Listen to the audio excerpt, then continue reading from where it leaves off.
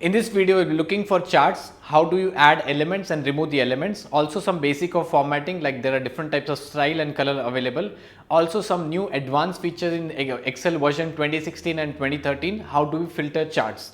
Let's see that. So if you remember in the previous video, I've shown you how to create a chart in just 1 second. Just select the data of which you want to create a chart and press Alt F1 from a keyboard. Alt F1 will create a chart in the same sheet where you have the data or the current worksheet. And you see you have got already the chart. So in-store sales, website sales and the mail order sales, these are the column headings which are converted into the row labels. Now what you can see is in newer version 2013, 2016, you get these 3 types of icons which are available. Now if you want to add any element here, I'll just expand this.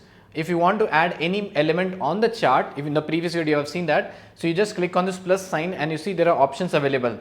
If you click on this axis, there was a vertical axis and the horizontal axis which went away. If you want to add, you just click on this option. Similarly, for every axis you want some axis title, you just click on this axis title. This is a chart title which is already selected. Next, I have some data labels. For every column, I can understand what is the value given for that data labels. Similarly, if you do not want data labels, you can remove that. Next is if you want a separate data table about the sales, whatever in which region they have done about the product, so you can get that data table.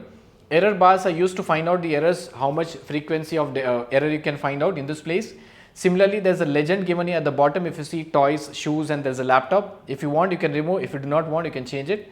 And the next one I have something as trend line. So trend line gives you for different options for which do you want the trend line. So I can say I want for the shoes, and you see there is a trend line which is available for shoes, how it is growing rapidly. So I'll just remove this trend line, legend. I don't want the grid lines I'll remove it. Error bars, and I'm just keep on reducing the data here, data label and axis title. So that's it. So if you want to add and remove, it's a plus option which you can use it.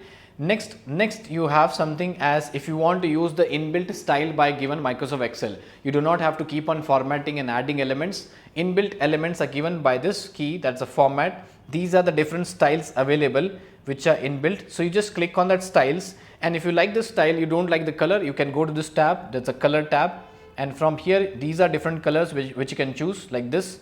So this color changes according to your requirement, your presentation, your place which you're working, you can use it, right? So that's available of this. Next I have something as filters. This is a newer version which is available in filters here in the charts. Filters helps you if you want to compare the first and the third one. The first is in-store sales and the mail order sales. You do not want the third one, you just click on this filter option. In this filter option, you see there are various categories available. So you do not want everything, you want in-store sales and you want the mail order sales, and then you have to click on apply.